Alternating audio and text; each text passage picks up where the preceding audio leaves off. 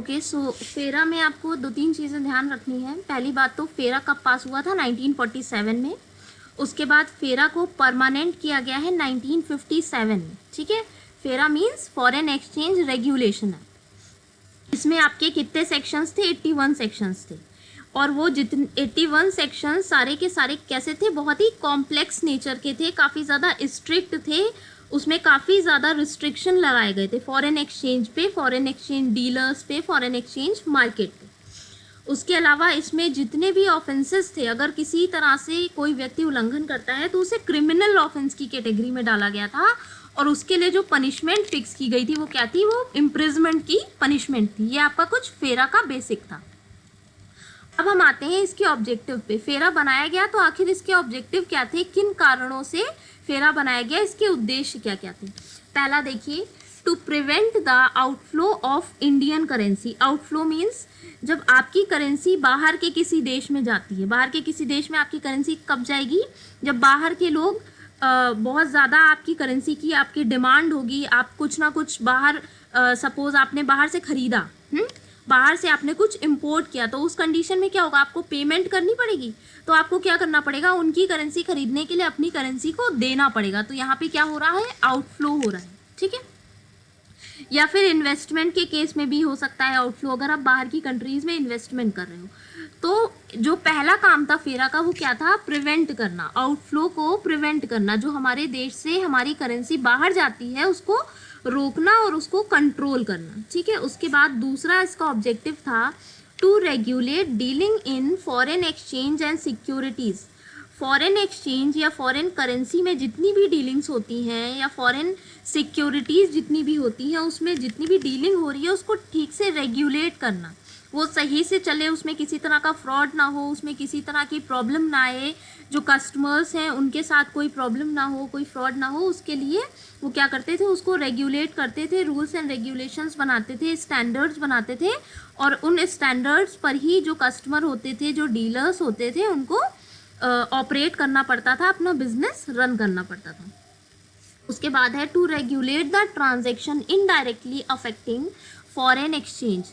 बहुत से ऐसे ट्रांजैक्शन होते हैं जो डायरेक्टली तो फॉरेन एक्सचेंज को अफेक्ट नहीं करते पर इनडायरेक्टली करते हैं। आपने फैक्टर्स पढ़े थे, याद होगा आपको, एक्सचेंज रेट को अफेक्ट करने वाले फैक्टर्स पढ़े थे। तो ऐसी बहुत सी चीज़ें होती हैं जो हमारे एक्सचेंज रेट को और फॉरेन एक्सचेंज को मे बी डायरेक्टली अफेक्ट ना करें पर इनडायरेक्टली अफेक्ट करती हैं।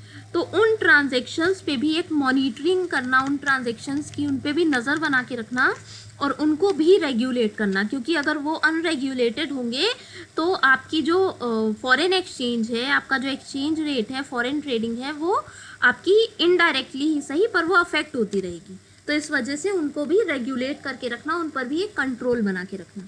उसके बाद to regulate the import and export of currency and bullions. Bullions यहाँ पे यूज़ हुआ है मेटल्स के लिए। जो आप सिल्वर और गोल्ड में ट्रांसफ़र करते हो कह लो, या इंपोर्ट एक्सपोर्ट करते हो गोल्ड एंड सिल्वर का बल्क में, उसे हम बुलियन में काउंट करते हैं।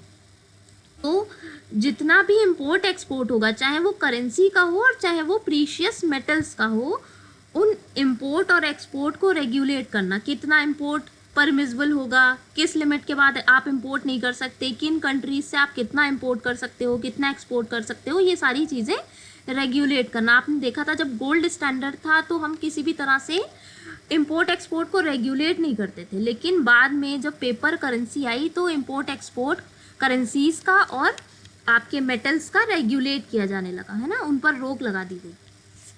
उसके बाद to regulate the employment of foreign nationals. बाहर से जो लोग आपके यहाँ काम करने आते हैं, नौकरी के लिए आते हैं, उनको रेगुलेट करना कि उनको वीज़ा कैसे मिलेगा, उनको कितने टाइम के लिए यहाँ रहने को मिलेगा, किन कंपनीज़ में उन्हें वो मिलेगा, एम्प्लॉयमेंट मिलेगा, किन कंपनीज़ में या किन सेक्टर्स में उन्हें एम्प्लॉयमेंट नहीं दिया जाएगा। अगर एम्प्लॉयमेंट दिया जाएगा तो उसकी टर्म्स एंड कंडीशंस क्या होंगी, कितने टाइम के लिए रखा जाएगा, और वो आएंगे या रहेंगे तो उन्हें कौन कौन से अपने आइडेंटिटी प्रूफ या क्या क्या डॉक्यूमेंट्स अपने सरकार के पास रखवाने हैं, इन सारी चीज़ों को रेगुलेट करना। एम्प्लॉयमेंट देगी अगर कोई कंपनी तो किन शर्तों पर देगी, किन टर्म्स एंड कंडीशंस पे देगी, उन चीज़ों को तय करना। उसके बाद आपका आया टू रेगुलेट फॉरेन कंपनीज। बाहर से जितनी भी कंपनीज आएंगी, अभी मैंने बात की थी ईस्ट इंडिया कंपनी की, बाहर से आई थी और हमारे यहाँ उसने ट्रेड करना स्टार्ट किया था और फिर धीरे धीरे पूरा का पूरा उसने कब्जा कर लिया था।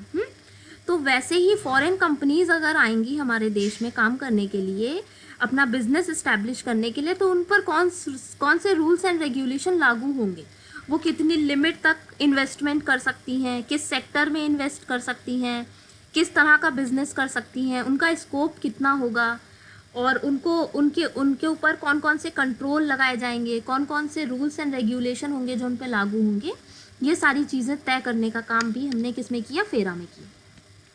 उसके बाद आया to regulate acquisition, holding etcetera of immovable properties in India by non resident. Immovable property का मतलब होता है वो प्रॉपर्टीज जो मूव नहीं कर सकती, जैसे कि आपकी बिल्डिंग हो गई है ना, बिल्डिंग आप एक जगह से उठा के दूसरी जगह नहीं ले जा सकते, तो वो किस में आता है, इमूवेबल में आता है। तो यहाँ पर जितनी भी इमूवेबल प्रॉपर्टीज़ हैं, जैसे ज़मीन है, जैसे बिल्डिंग्स हैं, शॉप्स हैं, ऑफिसेज हैं, उनको होल्ड करने की और उनको एक्वायर करने की, मतलब उनको परचेज करने की क्या पावर होगी नॉन रेसिडेंट्स के पास, जो भारत में नहीं रहते हैं, भारत से बाहर रहने वाले लोग हैं, उनके पास यहाँ पर प्रॉपर्टी खरीदने के कितने अधिकार होंगे, उसको भी रेगुलेट करने का काम हमने किस में किया, फेरा में किया। उसके बाद to regulate certain payments. Foreign exchange में जब हम इंपोर्ट एक्सपोर्ट करते हैं गुड्स एंड सर्विसेज का, तो ऑब्वियस सी बात है वहाँ पे पेमेंट्स भी प्लेस होता है, पेमेंट का भी स्थान होता है, तो उस पेमेंट को हम कैसे रेगुलेट करेंगे। उसके बाद आपका to regulate dealing in foreign exchange and securities. Foreign exchange और डीलिंग में जितनी भी सिक्योरिटीज़ में जितनी डीलिंग हो रही है उन्हें रेगुलेट करना, और at the end to regulate the transaction. ये तो रिपीट हो गया है, ये हटा दीजिएगा। ओके तो ये आपके ये सारे ऑब्जेक्टिव्स थे। ये फेरा इन ही ऑब्जेक्टिव्स को अचीव करने के लिए, इन्हीं उद्देश्यों को पूर्ण करने के लिए बनाया गया था।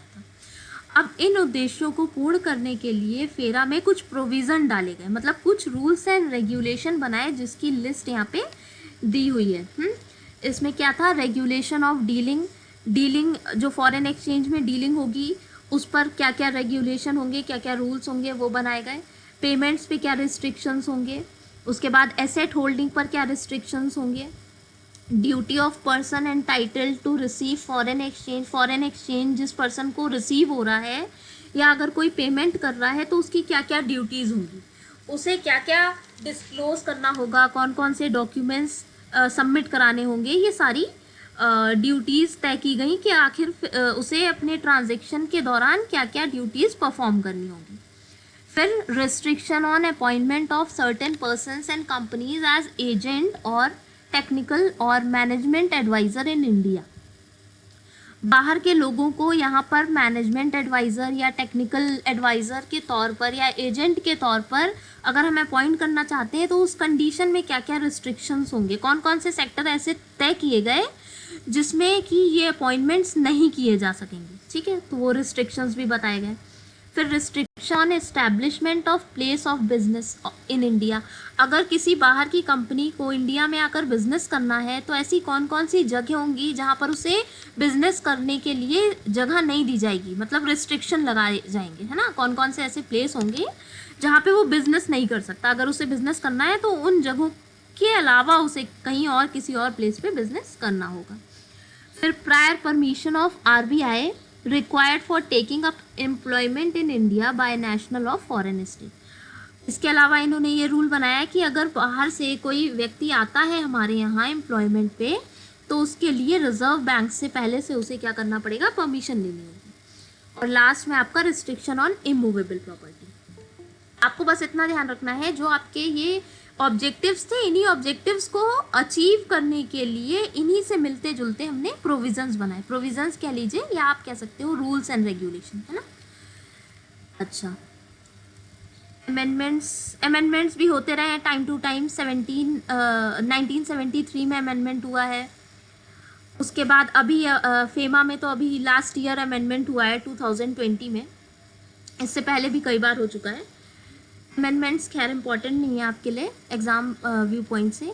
अब हम आते हैं ट्रांजिशन पे। ट्रांजिशन का क्या मतलब हुआ, फेरा 1947 में बना, 57 में परमानेंट हुआ और 1999 तक कंटिन्यू रहा। 1999 तक फेरा चलता रहा, फॉरेन एक्सचेंज मैनेजमेंट एक्ट। लेकिन 1999 में फेरा को क्या कर दिया गया, रिप्लेस कर दिया गया। फेरा की जगह पे फेमा आ गया। अब आपकी कंट्री में फेरा नहीं चलता है ना, फेरा का कोई एग्जिस्टेंस नहीं है। कौन सा एक्ट चलता है अब हमारी कंट्री में, अब हमारी कंट्री में चलता है फेमा। ठीक है, अच्छा तो फेमा के बारे में पढ़ते हैं। पहली बात तो फेमा की ज़रूरत क्यों पड़ी। फेरा ऑलरेडी था, हमारे जो फॉरेन एक्सचेंज है, फॉरेन ट्रेड है, उसको रेगुलेट कर रहा था, काफ़ी सारे प्रोविजंस भी बनाए हुए थे। तो आखिर फेरा को हटाकर फेमा की ज़रूरत क्यों पड़ी, पहला तो क्वेश्चन ये बनता है। आपको पता होगा 1991 में LPG पॉलिसी आई थी, लिबरलाइजेशन, प्राइवेटाइजेशन एंड ग्लोबलाइजेशन, जहाँ पे हमने क्या किया था, अपनी इकोनॉमी को थोड़ा सा ओपन अप करने की कोशिश की थी। इससे पहले बहुत ज़्यादा रूल्स एंड रेगुलेशन चलते थे हमारी कंट्री में, बहुत ज़्यादा रिस्ट्रिक्शंस लगे हुए थे, और जो कंट्रोल था वो पूरी तरह से सरकार का था, है ना, गवर्नमेंट ने हर सेक्टर को कंट्रोल करके रखा था। पर 1991 में हमारे यहाँ इंडस्ट्रियलाइजेशन पॉलिसी, इंडस्ट्रियल पॉलिसी आई हमारी 1991 की, और उसमें हमने 3 पैरामीटर्स पे काम किया, और वो 3 पैरामीटर्स क्या थे, LPG, L for liberalisation, P for privatisation, G for globalisation.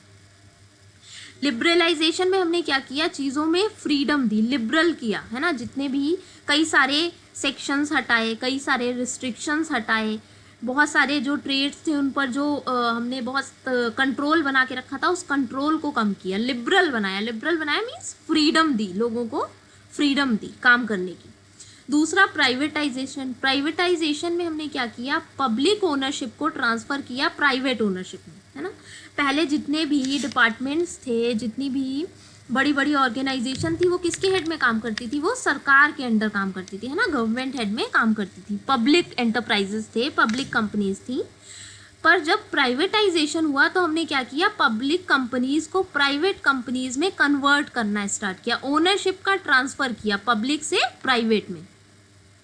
और लास्ट में आपका आया ग्लोबलाइजेशन। ग्लोबलाइजेशन में हमने जो अपनी बाउंड्रीज को बंद करके रखा था, अपने देश को अपने ही सीमाओं तक सीमित करके रखा था, उसे हमने ओपन अप कर दिया। हमने बाहर के देशों से इंपोर्ट एक्सपोर्ट करना स्टार्ट किया, बाहर के देशों में यहाँ से लोग जाने लगे, एम्प्लॉयमेंट मिलने लगा उन्हें, बाहर के लोग यहाँ आके एम्प्लॉयड होने लगे, है ना। तो हमने अपनी कंट्रीज़ की बाउंड्रीज़ को थोड़ा सा ओपन अप कर दिया बाहर के देशों के लिए, उनसे इंटीग्रेट करना स्टार्ट कर दिया, है ना, उनके कल्चर को समझना, उनके कल्चर को एडॉप्ट करना स्टार्ट किया। हमारे यहाँ का जो कल्चर है वो बाहर जाने लगा, हमारी जो संस्कृति है, भाषा है, उसको दूसरे लोग जानने लगे। तो ये सारा कब हुआ, 1991 के बाद। तो जब 1991 में पॉलिसी आई लिबरलाइजेशन, प्राइवेटाइजेशन और ग्लोबलाइजेशन की, तो हमने रियलाइज़ किया कि हमारा फॉरेन सेक्टर जो है, फॉरेन मार्केट जो है, फॉरेन एक्सचेंज जो है, वो बहुत ज़्यादा कंट्रोल किया हुआ है हमने, उस पर बहुत ज़्यादा रूल्स एंड रिस्ट्रिक्शन है। आपने अभी देखा था फेरा में 81 सेक्शंस है और उस पर लिखा था कॉम्प्लेक्स। सेक्शंस कैसे हैं, बहुत ही कॉम्प्लेक्स नेचर के हैं, काफ़ी ज़्यादा स्ट्रिक्टनेस है। तो उस स्ट्रिक्टनेस को कम करने की कोशिश की। और आप इसके वर्ड, जो इसमें वर्ड यूज़ हुआ है उससे भी समझ सकते हैं। फेरा आर यहाँ पे क्यों यूज़ हुआ है, रेगुलेशन के लिए, और एम क्यों यूज़ हुआ है, मैनेजमेंट के लिए। तो रेगुलेशन का मतलब है हम रूल्स लगा रहे हैं, है ना, रूल्स एंड रेगुलेशन लगा रहे हैं, स्ट्रिक्टनेस है कहीं ना कहीं। और एम यानी कि मैनेजमेंट, तो यहाँ पे हम क्या कर रहे हैं, चीज़ों को सिंपली मैनेज कर रहे हैं, रेगुलेट नहीं कर रहे हैं, रेगुलेट नहीं कर रहे हैं, क्या कर रहे हैं, मैनेज कर रहे हैं। द मेन ऑब्जेक्टिव ऑफ फेरा framed under the background of severe foreign exchange problem and controlled economic regime। ये देखिए एक वर्ड यहाँ पे यूज़ हुआ है, controlled economic regime। जो हमारा इकोनॉमिक regime था, जो हमारा आर्थिक जो हमारी व्यवस्था थी, उसको हमने क्या कर रखा था, बहुत ज़्यादा कंट्रोल करके रखा हुआ था, है ना। तो एंड इट वॉज और यहाँ पे क्या था, बहुत कंजर्वेटिज्म था, कंजर्वेटिव होके हम तब ट्रेड करते थे, है ना, हमने अपने आप को लिबरल नहीं बनाया हुआ था। And proper utilisation of foreign exchange resources of the country.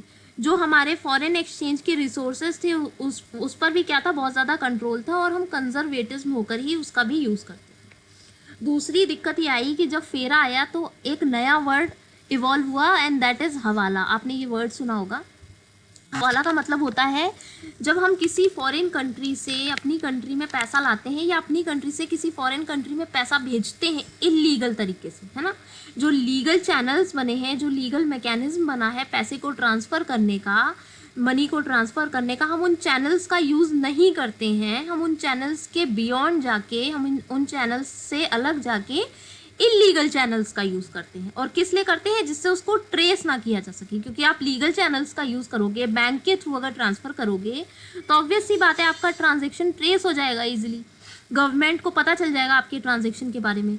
तो जितनी ये टेरर एजेंसीज होती हैं या जो भी इलीगल काम करते हैं, स्मगलिंग करते हैं, वो क्या करते हैं? वो हवाला का यूज़ करते हैं। वो इलीगल तरीके से मनी को ट्रांसफ़र करते हैं, अपनी करेंसी को दूसरे देश में, दूसरे की करेंसी को अपने देश में। तो इसका इंट्रोडक्शन हुआ जब फेरा आया तो ब्लैक मार्केटिंग बहुत बढ़ी और हवाला ट्रेडिंग भी बहुत ज़्यादा बढ़ गई। एंड लास्ट देखिए, there was a demand of substantial modification of FERA. और उसकी वजह से क्या हुआ, आपका जो फेरा एक्ट था उसमें मॉडिफिकेशन की मांग होने लगी। बहुत सी कमिटीज़ बनी और बहुत से जो जितने भी इकोनॉमिस्ट थे उन्होंने क्या किया, फेरा में मॉडिफिकेशन करने के लिए सजेशंस देना स्टार्ट किया। उन्होंने डिमांड की कि फेरा में मॉडिफिकेशन होने चाहिए, चेंज होना चाहिए। तो इसलिए फेरा को रिप्लेस कर दिया गया फेमा में। और फेमा कब आया? फेमा आया 1999 में। इस यहाँ पर आपको ध्यान रखने वाली ये बात है कि आपका जो फेमा है, फॉरेन एक्सचेंज मैनेजमेंट एक्ट, ये बना तो था 1999 में, पर फोर्स में आया था 2000 में। एग्जाम में इस चीज़ को ध्यान रखिएगा, आपसे क्या पूछा जाता है। अगर आपसे पूछा गया कि फेरा इंट्रोड्यूस कब हुआ है, बना कब है, तो फेमा बना कब है, तो फेमा बना 1999 में था, है ना। इनैक्ट 1999 में हुआ था। पर अगर हम कहें इन्फोर्समेंट इसका कब हुआ है, इन इफेक्ट कब आया है ना, तो ये कब आया है? ये आया है 2000 में। इसके लिए भी 1998 में पहले बिल बनाया गया। आपको पता होगा जब भी कोई एक्ट पास होता है तो सबसे पहले बिल बनता है, फिर हम उसे लोकसभा, राज्यसभा में रखते हैं, फिर प्रेसिडेंट उस पर कंसेंट देता है और फिर बाद में वो एक्ट में कन्वर्ट होता है। तो ये पूरा प्रोसेस 1998 से चल रहा था। 1998 से पहले बिल को फ्रेम किया गया, फिर उसको प्रेजेंट किया गया, फिर जब वो पास हुआ तब वो एक्ट में कन्वर्ट हुआ। अच्छा, अब देखिए, the older version had very strict laws. अभी देखिए, आपको बताया था मैंने, फेरा में जितने भी सेक्शंस थे वो बहुत ज़्यादा क्या थे, कॉम्प्लेक्स थे और बहुत ज़्यादा स्ट्रिक्ट थे, है ना। उसमें बहुत ज़्यादा रूल्स एंड रेगुलेशन थे।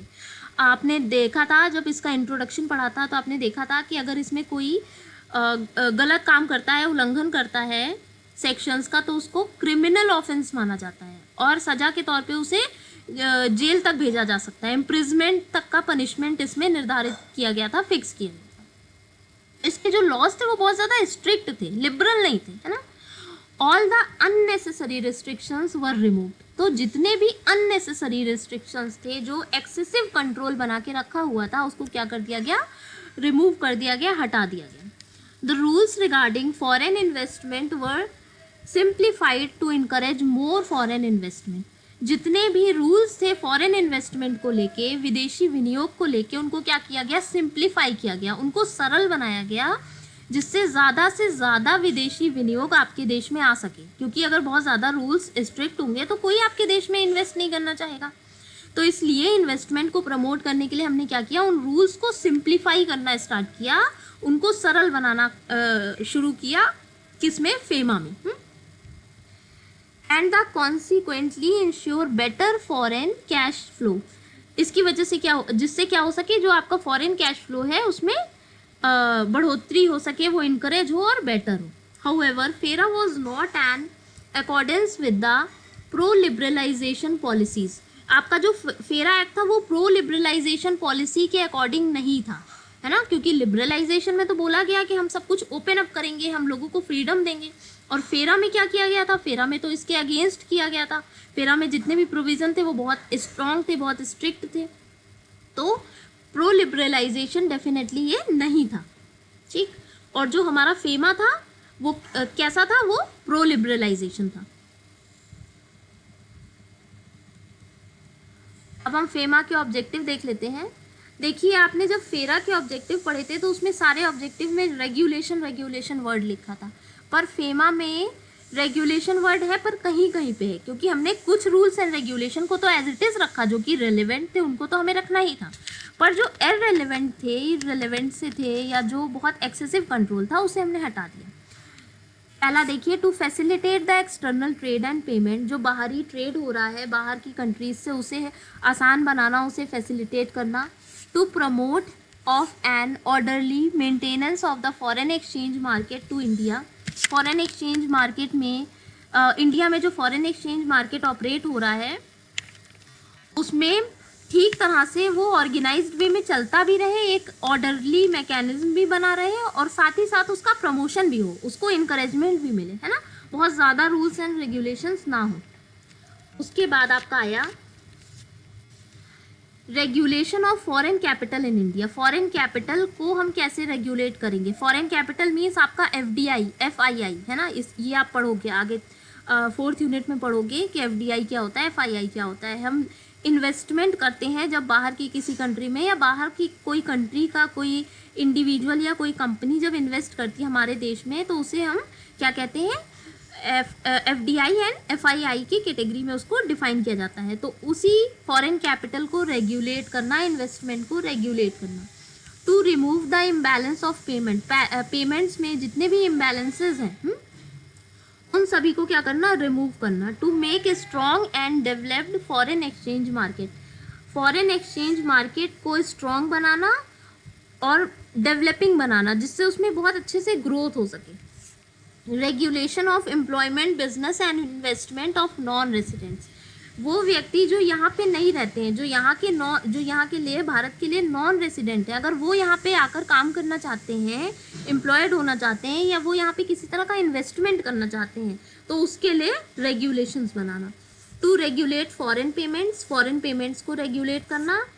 And the new law is more transparent in the application, it has laid down the area where special permission of the Reserve Bank and Government of India is required, कहीं कहीं पे special permission की ज़रूरत थी, उसे भी इन्होंने क्या किया, लेट डाउन किया, उसे भी रिमूव कर दिया। तो इन्होंने क्या किया, फेरा को रिप्लेस करके फेमा आया है। तो डेफिनेटली जो फेरा के प्रोविज़न थे, जो फेरा में जिस ऑब्जेक्टिव के लिए, जिन कारणों से फेरा बना था, उन कारणों को तो यहाँ पे कंसीडर किया ही गया है। आपने देखा कि यहाँ पे हम पेमेंट्स को भी रेगुलेट कर रहे हैं, एम्प्लॉयमेंट को भी रेगुलेट कर रहे हैं, तो डेफिनेटली उन प्रोविजंस को तो पूरा किया ही गया है। पर वहाँ पर जो एक्सेसिव रेगुलेशन लगा रखे थे, बस हमने उनको यहाँ पे क्या किया है, रिमूव किया है ना, थोड़ा सा फ्रीडम दे दिया है, थोड़ी सी लिबर्टी दे दी है।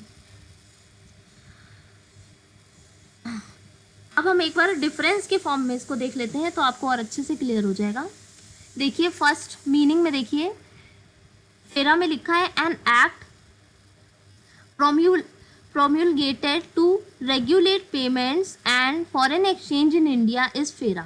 FEMA is an act entitled to facilitate external trade and payments to promote orderly management of the forex market in the country.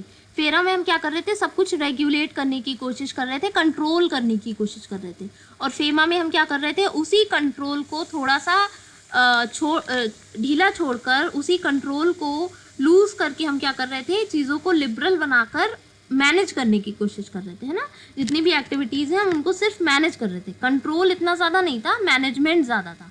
और फेरा में क्या था, फेरा में रेगुलेशन ज़्यादा था, कंट्रोल ज़्यादा था, मैनेजमेंट बिल्कुल भी नहीं था। फेरा आपका पुराना एक्ट है, फेमा आपका नया एक्ट है ना, क्योंकि फेमा ने फेरा को रिप्लेस किया है, ये बात ध्यान रखिएगा।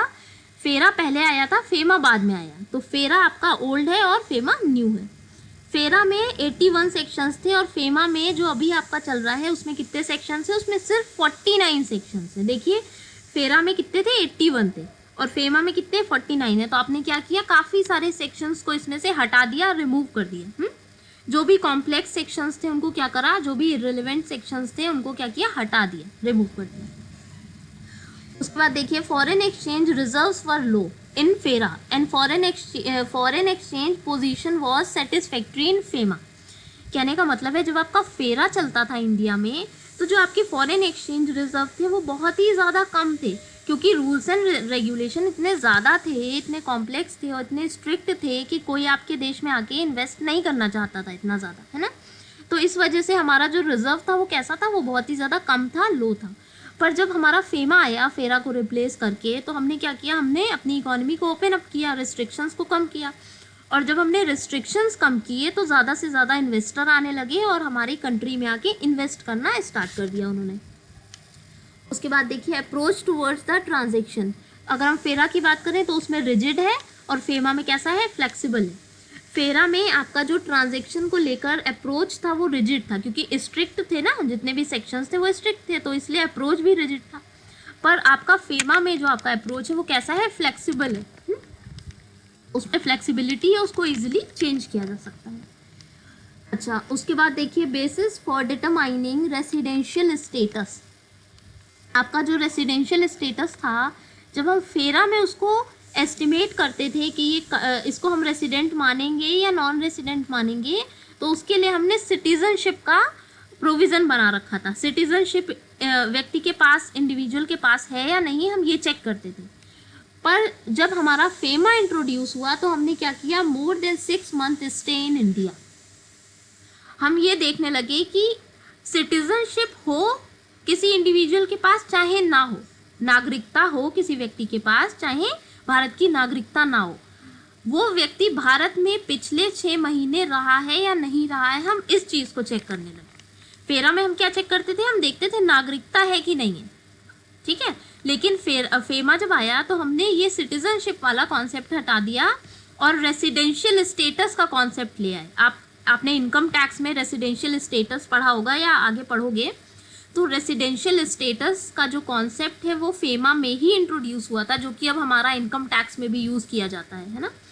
तो रेसिडेंशियल स्टेटस का कॉन्सेप्ट आया और हमने ये देखना स्टार्ट किया कि 6 महीने, पिछले 6 महीने में वो व्यक्ति हमारे देश में रहा है या नहीं रहा है, हमारे देश का रेसिडेंट था कि नहीं था। उसके बाद देखिए वॉयलेशन, जो आपका फेरा था उसमें अगर आप वॉयलेट करते हो इस एक्ट को तो उसे क्या माना जाता था, क्रिमिनल ऑफेंस माना जाता था, है ना। और उसी के नीचे देखिए इम्प्रिजमेंट, जो पनिशमेंट तय की गई थी वो क्या थी, क्या तय की गई थी, इम्प्रिजमेंट की, है ना। उसमें उसको जेल हो जाती थी। पर जब फेमा इंट्रोड्यूस हुआ तो उसे क्रिमिनल ऑफेंस की कैटेगरी से हटा दिया गया, उसे सिविल ऑफेंस माना गया। और जब आपने क्रिमिनल ऑफेंस माना ही नहीं उसको, तो उसकी जो पनिशमेंट थी, उसकी जो सज़ा थी वो क्या हो गई, वो पहले से कम हो गई, है ना। फाइन और इम्प्रिजमेंट, इसमें ये प्रोविज़न बना दिया गया कि ठीक है, अगर इम्प्रिजमेंट नहीं दिया जाएगा तो उस पर फाइन लगा दिया जाएगा। अगर ऑफेंस बहुत ज़्यादा, उसने बहुत बड़ा ऑफेंस नहीं किया है तो उसको इम्प्रिजमेंट नहीं दिया जाएगा, जेल नहीं भेजा जाएगा, उस पर सिर्फ पेनल्टी लगाई जाएगी, ठीक है। और अगर वो पेमेंट नहीं करेगा, फाइन जो लगाया गया है उसका पेमेंट नहीं करेगा, तब उसे जेल भेजा जाएगा, ठीक। तो आपने क्या किया, पनिशमेंट को थोड़ा सा ईजी बना दिया। पहले जो पनिशमेंट थी वो स्ट्रिक्ट थी, फेमा में आके जो आपकी पनिशमेंट थी वो थोड़ी सी ईजी बना दी गई, सरल कर दी गई, ठीक है। तो ये कुछ डिफरेंस है फेरा और फेमा में, इन्हें याद रखिएगा, आपको पॉइंट्स बनाने में आसानी होगी।